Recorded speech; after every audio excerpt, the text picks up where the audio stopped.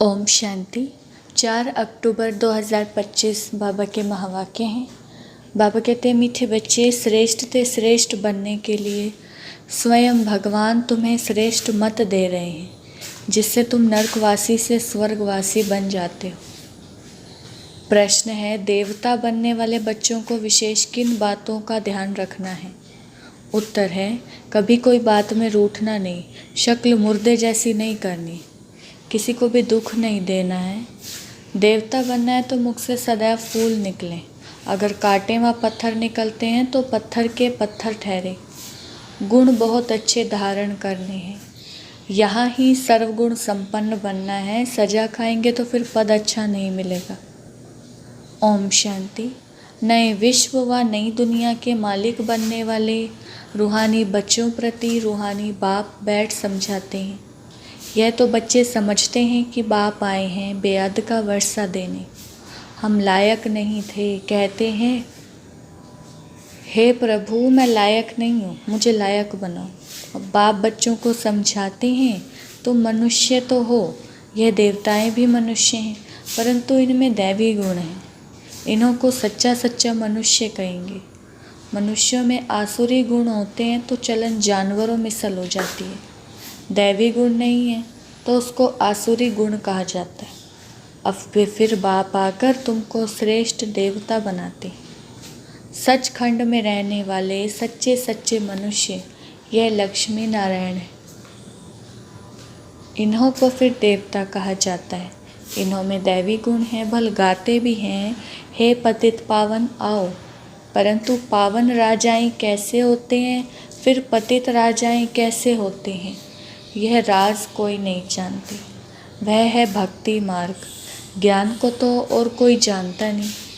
तुम बच्चों को बाप समझाते हैं और ऐसा बनाते हैं। कर्म तो यह देवताएं भी सत्युग में करते हैं, परंतु पतित कर्म नहीं करते, उनमें दैवी गुण है। छी काम ना करने वाले ही स्वर्गवासी होते हैं। नरकवासी से माया छी काम कराती है। अब भगवान बैठ श्रेष्ठ काम कराते हैं और श्रेष्ठ मत देते हैं कि ऐसा छी काम नहीं करो। श्रेष्ठ ते श्रेष्ठ बनने के लिए श्रेष्ठ ते श्रेष्ठ मत देते हैं। देवताएं श्रेष्ठ है ना, रहते भी नहीं दुनिया स्वर्ग में। यह भी तुम्हारे में नंबरवार पुरुषार्थ अनुसार जानते, इसलिए माला भी बनती है 8 की व 108 की करके 16,108 की भी कहीं। वह भी क्या हुआ? इतने करोड़ मनुष्य हैं, इनमें 16,000 निकले तो क्या हुआ? 0.25% भी नहीं। बाप बच्चों को कितना ऊंच बनाते हैं। रोज़ बच्चों को समझाते हैं कि कोई भी विकर्म नहीं करो। तुमको ऐसा बाप मिला है तो बहुत खुशी होनी चाहिए। तुम समझते हो कि हमको बेद के बाप ने अडॉप्ट किया है, हम उनके बने हैं। बाप है स्वर्ग का रचयिता, तो ऐसे स्वर्ग का मालिक बनने के लायक सर्वगुण संपन्न बनना पड़े। यह लक्ष्मी नारायण सर्वगुण संपन्न थे। इन्हों के लायक की महिमा की जाती है। फिर 84 जन्मों के बाद ना लायक बन जाते। एक जन्म भी नीचे उतरे तो ज़रा कला कम हुई। ऐसे धीरे धीरे कम होती जाती है। जैसे ड्रामा भी ज़ू मिसल चलता है ना, तुम भी धीरे धीरे नीचे उतरते हो। तो 1250 वर्ष में 2 कला कम हो जाती है। फिर रावण राज्य में जल्दी जल्दी कला कम हो जाती है। ग्रहण लग जाता है। जैसे सूर्य चांद को भी ग्रहण लगता है ना, ऐसे नहीं कि चंद्रमा सितारों को ग्रहण नहीं लगता, सबको पूरा ग्रहण लगा हुआ है। अब बाप कहते हैं याद से ही ग्रहण उतरेगा। कोई भी पाप नहीं करो। पहला नंबर पाप है देह अभिमान में आना। यह कड़ा पाप है। बच्चों को इस एक जन्म के लिए शिक्षा मिलती है, क्योंकि अभी दुनिया को चेंज होना है। फिर ऐसी शिक्षा कभी मिलती नहीं। बैरिस्ट्री आदि की शिक्षा तो तुम जन्म जन्मांतर लेते आए। स्कूल आदि तो सदा है ही। यह ज्ञान एक बार मिला बस। ज्ञान सागर बाप एक ही बार आते हैं। वह अपना और अपनी रचना के आदि मध्य अंत की सारी नॉलेज देते हैं। बाप कितना सहज समझाते हैं। तुम आत्माएं पार्टधारी हो। आत्माएं अपने घर से आकर यहाँ पार्ट बजाती हैं। उनको मुक्ति धाम कहा जाता है। स्वर्ग है जीवन मुक्ति, यहाँ तो है जीवन बंध। यह अक्षर भी यथार्थ रीति याद करने हैं। मोक्ष कभी होता नहीं। मनुष्य कहते हैं मोक्ष मिल जाए अर्थात आवागमन से निकल जाए, परंतु पार्ट से तो निकल नहीं सकते। यह अनादि बना बनाया खेल है। वर्ल्ड की हिस्ट्री ज्योग्राफी हूबहू रिपीट होती है। सतयुग में वही देवता आएंगे, फिर पीछे इस्लामी, बोधि आदि सब आएंगे। यह ह्यूमन झाड़ बन जाएगा। इनका बीज ऊपर में है।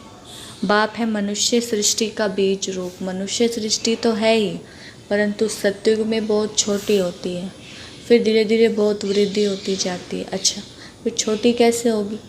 बाप आकर पतित से पावन बनाते हैं। कितने थोड़े पावन बनते हैं, कोटों में कोई निकलते हैं।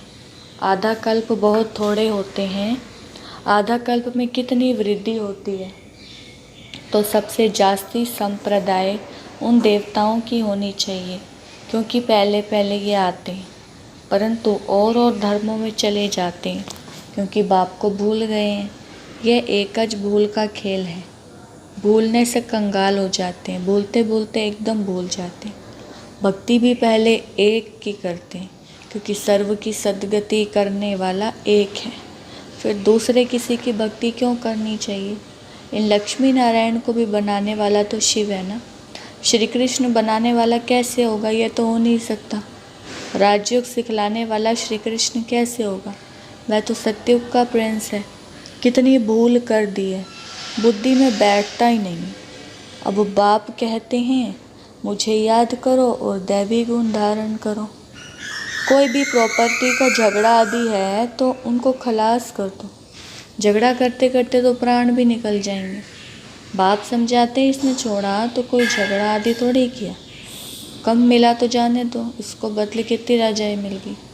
बाबा बताते हैं मुझे साक्षात्कार हुआ विनाश और राजाई का, तो कितनी खुशी हुई। हमको विश्व की बादशाही मिलनी है, तो यह सब क्या है? ऐसे थोड़े ही कोई भूखे मरेंगे। बिगर पैसे वाले भी पेट तो भरते हैं ना। मम्मा ने कुछ लाया क्या? कितना मम्मा को याद करते हैं। बाप कहते हैं याद करते हो यह तो ठीक है, परंतु अभी मम्मा के नाम रूप को याद नहीं करना है। हमको भी उन जैसी धारणा करनी है। हम भी मम्मा जैसे अच्छा बनकर गद्दी लायक बने। सिर्फ मम्मा की महिमा करने से थोड़े ही हो जाएंगे। बाप तो कहते हैं माँ में कम याद करो, याद की यात्रा में रहना है, मम्मा जैसा ज्ञान सुनाना है। मम्मा की महिमा का सबूत तब हो जब तुम भी ऐसे महिमा लायक बनकर दिखाओ। सिर्फ मम्मा मम्मा कहने से पेट नहीं भरेगा, और ही पेट पीठ से लग जाएगा। शिव बाबा को याद करने से पेट भरेगा। इस दादा को भी याद करने से पेट नहीं भरेगा। याद करना है एक को, बलिहारी एक की है। युक्तियाँ रचनी चाहिए सर्विस की। सदैव मुख से फूल निकले। अगर काठे पत्थर निकले हैं तो पत्थर के पत्थर ठहरे। गुण बहुत अच्छे धारण करने। तुमको यहाँ सर्वगुण संपन्न बनना है।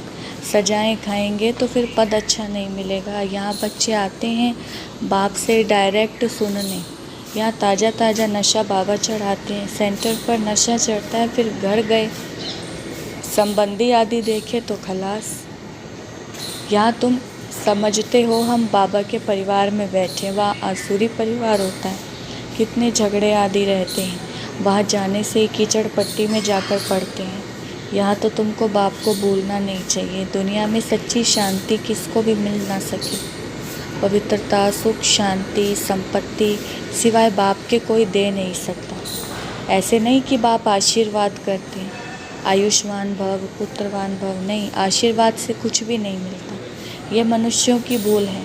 सन्यासी आदि भी आशीर्वाद नहीं कर सकते। आज आशीर्वाद देते कल खुद ही मर जाते। पॉप भी देखो कितने होकर गए हैं। गुरु लोगों की गद्दी चलती है। छोटेपन में भी गुरु मर जाते हैं, फिर दूसरा कर लेते हैं, या छोटे चेले को गुरु बना देते हैं। यह तो बाप दादा देने वाला, ये लेकर क्या करेंगे? बाप तो निराकार है ना, लेंगे साकार। यह भी समझने की बात है। ऐसा कभी नहीं करना चाहिए कि हम शिव बाबा को देते, नहीं। हमने शिव बाबा से पदम लिया, दिया नहीं। बाबा तो तुमको अनगिनत देते हैं, शिव बाबा तो दाता है, तुम उनको देंगे कैसे? मैंने दिया, ये समझने से फिर देह अभिमान में आ जाते। हम शिव बाबा से ले रहे हैं। बाबा के पास इतने ढेर बच्चे आते हैं, आकर रहते हैं, तो प्रबंध चाहिए ना। गोया तुम देते हो अपने लिए, अब उनको अपना थोड़े ही कुछ करना। राजधानी भी तुमको देते हैं, इसलिए करते भी तुम हो। तुमको अपने से भी ऊंच बनाता हूँ, ऐसे बाप को तुम भूल जाते हो। आधा कल्प पूज्य, आधा कल्प पुजारी। पूज्य बनने से तुम सुख धाम के मालिक बनते हो, फिर पुजारी बनने से दुख धाम के मालिक बन जाते हो। यह भी किसको पता नहीं है कि बाप कब आकर स्वर्ग की स्थापना करते हैं। इन बातों को तुम संगम युगी ब्राह्मण ही जानते हो। बाबा इतना अच्छी रीति समझाते हैं, फिर भी बुद्धि में बैठता नहीं। जैसे बाबा समझाते हैं ऐसे युक्ति से समझाना चाहिए। पुरुषार्थ कर ऐसा श्रेष्ठ बनना है। बाप बच्चों को समझाते हैं, बच्चों में बहुत अच्छे दैवी गुण होने चाहिए। कोई बात में रूठना नहीं, शक्ल मुर्दे जैसी नहीं करनी है। बाप कहते हैं ऐसे कोई काम अभी नहीं कर। चंडी देवी का भी मेला लगता है। चंडिका उनको कहते हैं जो बाप की मत पर नहीं चलती, जो दुख देती है। ऐसे चंडिकाओं का भी मेला लगता है। मनुष्य अज्ञानी है ना, अर्थ थोड़े ही समझते हैं। कोई में ताकत नहीं, वह तो जैसे खोखले हैं। तुम बाबा को अच्छी रीति याद करते हो तो बाप द्वारा तुम्हें ताकत मिलती है, परंतु यहाँ रहते भी बहुतों की बुद्धि बाहर में भटकती रहती है। इसलिए बाबा कहते हैं यहाँ चित्रों के सामने बैठ जाओ तो तुम्हारी बुद्धि इसमें बिजी रहेगी। गोले पर सीढ़ी पर किसको समझाओ तो बोलो सतयुग में बहुत थोड़े मनुष्य होते हैं, अभी तो ढेर मनुष्य हैं। बाप कहते हैं मैं ब्रह्मा के द्वारा नई दुनिया की स्थापना कराता हूँ। ऐसे ऐसे बैठ प्रैक्टिस करनी चाहिए। अपना मुख आप ही खोल सकते हैं। अंदर में जो चलता है वह बाहर में भी निकलना चाहिए। गूंगे तो नहीं हो ना, घर में रड़ियाँ मारने के लिए मुख खुलता है, ज्ञान सुनाने के लिए नहीं खुलता। चित्र तो सबको मिल सकते हैं, हिम्मत रखनी चाहिए। अपने घर का कल्याण करें, अपना कमरा चित्रों से सजा दो तो तुम बिजी रहेंगे। ये जैसे तुम्हारी लाइब्रेरी हो जाएगी। दूसरों का कल्याण करने के लिए चित्र आदि लगा देना चाहिए। जो आए उनको समझाओ, तुम बहुत सर्विस कर सकते हो। थोड़ा भी सुना तो प्रजा बन जाएंगे। बाबा इतनी उन्नति की युक्तियाँ बतलाते हैं। बाप को याद करो तो तुम्हारे विकर्म विनाश होंगे। बाकी गंगा में जाकर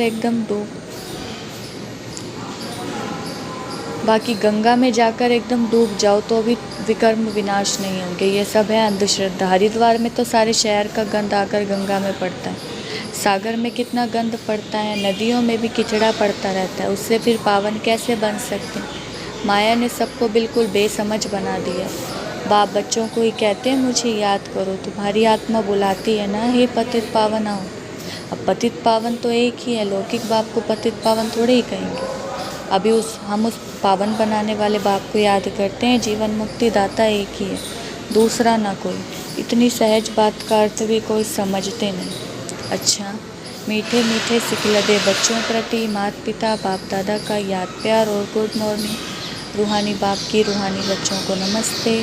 हम रूहानी बच्चों की रूहानी बाप दादा को नमस्ते नमस्ते, गुड मॉर्निंग। धारणा के लिए मुख्य सार। पहला पॉइंट है मुख से ज्ञान रत्न निकालने की प्रैक्टिस करनी है। कभी मुख से कांटे व पत्थर नहीं निकालना। अपना और घर का कल्याण करने के लिए घर में चित्र सजा देना, उस पर विचार सागर मंथन कर दूसरों को समझाना है, बिजी रहना है। दूसरा, बाप से आशीर्वाद मांगने के बजाय उनकी श्रेष्ठ मत पर चलना है। बलिहारी शिव बाबा की है, इसलिए उन्हें याद करना। यह अभिमान ना आए कि हमने बाबा को इतना दिया।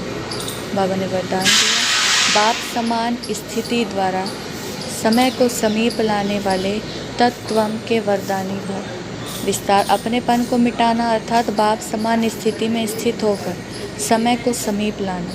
जहाँ अपनी देह में या अपनी कोई भी वस्तु में अपनापन है, वहाँ समानता में परसेंटेज है। परसेंटेज माना डिफेक्ट। ऐसे डिफेक्ट वाला कभी परफेक्ट नहीं बन सकता।